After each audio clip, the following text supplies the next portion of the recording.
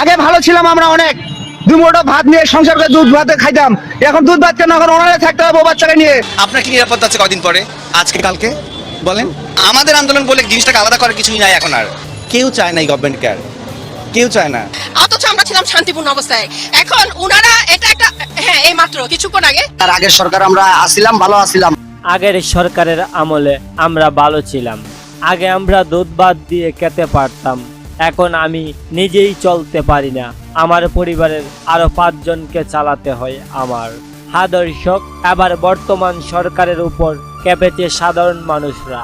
তারা বলছে আমরা ভালো নেই, আমাদের পেট চলে না। এই তো কিছুদিন আগেই ছাত্র আন্দোলনের পরিপ্রেক্ষিতে হাসিনা সরকারের পতন হয়েছে। হাসিনার পতনের পর আবার ছাত্ররাই দেশ পরিচালনা করেছেন। তবে দর্শক, দেশ চালনার ক্ষেত্রে যেমন সফলতা অর্জন করছে ছাত্ররা, তেমনি কিছু ব্যর্থতার জন্য ভুগছে সাধারণ মানুষরা। এই সরকার গঠন হয়েছে এই তো কিছুদিন হলো, তার মধ্যেই দেশে চলছে অরাজকতা। দেশের মানুষ শান্তিতে ঘুমাতে পারছে না। এদিকে একটি প্রতিবেদনে উঠে এসেছে কিছু সাধারণ মানুষের মনের কথা। তারা বলছে আগের সরকারই ভালো ছিল, আমরা অনেক কষ্টে আছি এখন।